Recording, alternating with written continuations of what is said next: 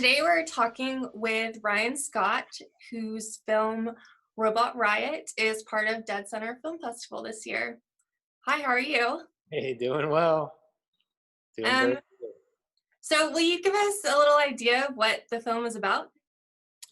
Yeah, absolutely. The film is entitled Robot Riot, and basically it takes place in a small town that gets taken over by giant robots. Um, and so the soldiers have been dropped into a testing community, a small town that was once where docile robots were. And they were helpful and they were kind and they would do things around town. And then over time, they started becoming more self aware and became kind of evil and started taking over until eventually a very evil general um, loses control of them.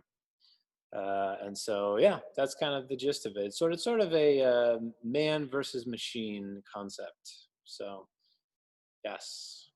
What gave you the idea for the screenplay and the film, and like what kind of sparked it? That's a really good idea. A really good question. I don't know. I don't really know what it was. I know that we wanted to make some kind of a creature feature. We wanted to do something involving some very heavy visual effects, something that involved a lot of all kinds of effects, as many as you can cram into a movie. And we just really wanted to test the limits of what's possible on this level of filmmaking. And so it's a very ambitious idea. I actually didn't write the first draft. It was a concept that came to me and sort of said, here's our idea. What do you think about it? And I thought, I don't know. It may be possible. I'm not sure. So the first script that was sent to me was just way too much. I mean, there was way too many. It was unrealistic. I mean, it was 90 minutes of, people running from robots. Mm. And fight scene after fight scene after fight scene, and that's doesn't make for a plot line. It's not a good plot. So I took it and also it didn't match our budget. I mean, there was no way we could pull off with what we had to be able to make a movie like that. So I took it from there, took that script, and then kind of pared it down to something that was a little more realistic and more conceivable for all of us to do. Yeah, and then we went with that script. So it wasn't fully my concept, but we felt like it could make some money, and that's kind of been my objective lately. Is I've made this will be my third feature, and I can keep making movies that just kind of sit there, or I can figure out how to make money making movies. Yeah, Uh, so that was kind of what this one was to kind of see, okay, what are audiences wanting, what will sell, what will make money. And so that's kind of what Robot Riot was intended to do. So we'll see how it does, and then hopefully it makes money and we can make another one. yeah, So creature feature type things with maybe not so far like sci-fi, but like, there's a weird thing happening. That seems to be the thing that's drawing audiences right now. yeah, yeah, right now, for sure, that's definitely the case. So we're gonna, I'm all about it. I think it's really fun. I mean, it wasn't as much of a, I don't know. There was elements of it that I didn't love, but I was able to kind of apply some of my own creativity to it and find places of it that I wanted to make more fun and exciting. Mhm. So in the end, I'm really proud of it, and I think it looks really good, and especially when you consider our budget, especially we consider the challenges we were dealt, it looks amazing. So Yeah, the trailer really looked like it could be in your backyard kind of, yeah, exactly. which makes it even scarier because Yes, it's like, oh, robots and we're creating these things that maybe could turn on us at some point, yes, and it's real. yes, exactly. Oh yeah. Um, how much of it, because it's kind of a crossover film where you have the sci-fi element of the robots and the, you Hmm. know, Hmm. you know, uh, we've woken up and we don't know what's going on and Yeah. all of that. And then, but it's really like an action movie as well. How much of that did you have to balance to Mm. kind of make it not go more in one way or the other, so that it was cohesive and not like difficult kind of to watch. Yeah, no, that's a good question.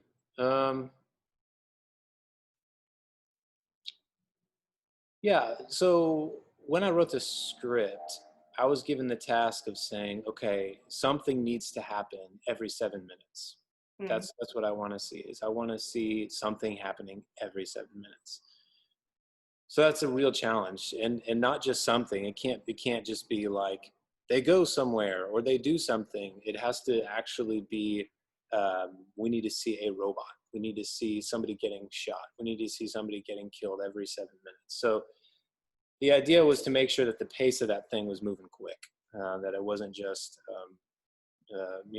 we weren't just um, a whole bunch of heavy dialogue scenes, a whole bunch of the heavy exposition where there's a lot of description about what's going on, and those types of scenes are just boring. So the goal was to make this as entertaining of a movie as possible, so that from putting it in from start to finish, there's not lulls. There's not moments where you're bored and you're sitting there wanting it to be done, but that it was constantly bringing you back into the next thing. So my whole concept with screenwriting is just complication. It's all about complication. So it's all about one event has to lead to another, which complicates another, which complicates another, which complicates another. That's why 90 minutes of people running from robots is not entertaining, because there's no complication there. There's maybe one complication there. But what should happen is events should bump into each other and cause other problems and cause other problems. And that's what makes it engaging to watch. So I don't know, it's a delicate balance between the sci-fi genre and an action genre. I mean, they're pretty similar. I mean, they're pretty close, and I don't think that they're mutually exclusive. I think they can cross over Yeah. pretty easily. So yeah, we knew we wanted to have like big weaponry in it and a lot of guns, like blasters and lasers and things that are, zapping and all kinds of stuff. So that part was really fun to just like really go out and make all these random props. It was me and my friend Mark Seams. We're basically just he and I in a very hot garage in August of 2018, making all of these guns, as many as we could possibly, like out of all using like Nerf guns and pieces from thrift stores and wanted to make little EMP bombs and all kinds of technology that we could imagine in this world that we call Mechwood. So yeah. Yeah, it sounds a little more DIY than I thought. Yeah. Because the trailer really looks like a blockbuster, like big budget blockbuster kind of thing. And you guys were in a garage building these things. Yes, well, I appreciate that. That was the goal, to make it look as big as we could. So yeah, it was definitely very DIY at times, for sure. That's kind of my MO anyway, is always pretty DIY. I think it turns out better that way, because you kind of have your hand in everything and nothing gets away from you. Yeah, absolutely. Yeah, I mean, and I had to sort of have my fingers on everything, and that's at this level, that's not out of wanting it to be that way. Yeah. At this level, it's about having to do that. Sometimes I was the only one, who could make the gun. So it was like, okay, I'm gonna have to do this. So you just kind of make things happen, and just, yeah, the wardrobe. I mean, me and Mark made the wardrobe. Yeah, I mean, just from top down. There was some equipment that we had to kind of rig out. I mean, there was all kinds of things. Wow, yeah, and I bet when you're making an action movie, it's all very technical, and you have to make sure you're being safe and all of that stuff too. Yes. Added on top of it. Yeah, absolutely. Absolutely. I mean, fortunately it was a SAG film. So we had a SAG representative there to keep an eye on the actors and making sure that things were okay. And that guy was awesome. His name's Ray Barrow. He's incredible. Super helpful guy. I thought he was going to be in the way, and he wasn't at all. He was actually like really helpful. So all to say, yeah, I mean, there's definitely things like that we need to be wary of and not hurting our actors. Ryan Merriman was awesome to work with. I mean, he was amazing actor to be just outstanding guy all the way around. I mean, I would work with him, no, hands down again, no problem. And I'm not just saying that because it's the right thing to say, but because I really would. We were throwing concrete at him, and he's getting concrete all over. I mean, we had him just so dirty. I mean, we had him through like the worst situations, and he was a trooper through it. I mean, we shot it out in Maud, Oklahoma, which was Yeah. out past Shawnee, Yeah. a tiny little town, and those people were amazing to work with. I kind of drove around Oklahoma trying to find places to shoot in, and just rolled into Maud one day, and I thought, this looks like it could work. I mean, it's pretty well, like they had some buildings that were being demolished and a few stores that were kind of boarded up. And I thought, okay, this looks like something out of The Walking Dead. And walked right up to the city hall and just asked them there and said, can I shoot a movie here? And they said, well, you have to talk to the mayor and the city council. And so I talked to these folks, and they were all about it. And they were awesome. I'd shoot in Maud again anytime because it was just easy to work with. And they had so many good locations. They had an old abandoned church. I mean, they had all kinds of good stuff. So Maud was awesome. It's good people. Yeah, there's a lot of space out there too. Yeah. If you needed to do something, you could. Right. And that was one of the problems too, is that we had to find an area big enough to hold giant robots, transformer sized, massive, huge robots that were tromping down the street. So it was like, well, we have to literally have like an open air area that we could do this. And so, yeah, Maud was super accommodating to take us. That's great. Yeah. Did you guys build working robots? Parts of it. So there were, we would build practical elements. So pieces of a robot that might be in the foreground. So we might build like part of an arm, or part of a foot of a robot, or certain pieces were real that we could put in the foreground that were kind of blurry, that could sell, that could work. But obviously, like on a big wide shot, when you're seeing a giant robot, no, there's no way. I wish we could have. That would have been amazing. But just the practicality of getting something like that out there was just no way. Yeah. Possible.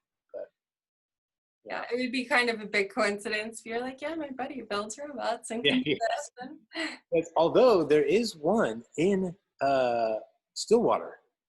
There's a tire shop, like a mechanic shop, of a guy who built a giant transformer, and it's 35, 40 feet high. Oh my goodness, I've never heard about this. Yes, it's real. And I drove my sons out there, my 5-year-old and my 3-year-old, to go see it. And they were just like blown away because it's a real transformer, like the action. Yeah, right there in Stillwater. Yeah, that's amazing. Well, that was all the questions I had right now. How do you feel about the film festival going online? Like, was that a huge, it's a big deal and it's a major thing, and I know that they had to scramble to make it happen. Yeah, I mean,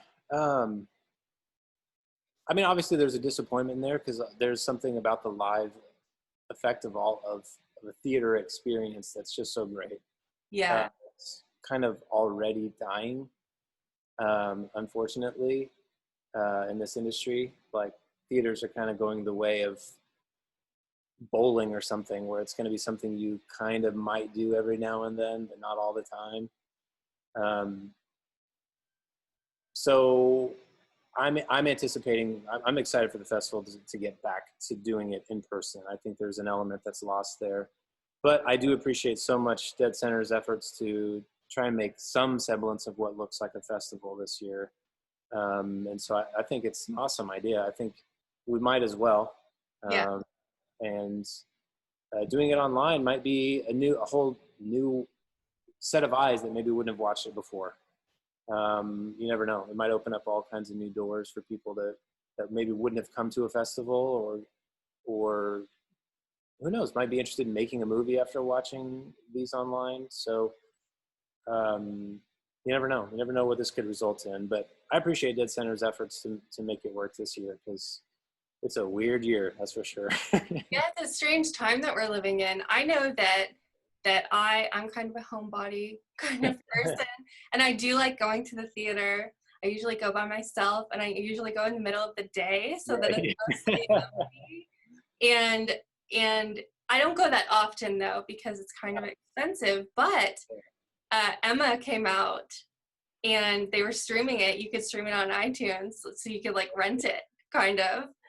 And I paid $20 to rent it at home, and I don't know that you could have gotten me to go to a theater and pay $20 for a ticket. But I mean, this might be a way that we were all kind of pushed to evolve faster, and it might be a good kind of thing. Yeah, you never know where it could lead. Yeah. Yeah. So, is there anything that you want to talk about that I didn't ask about? No, I mean, I'm just excited for filmmaking in Oklahoma. I'm excited to be a part of a production like this, and how many people that were involved was just amazing. And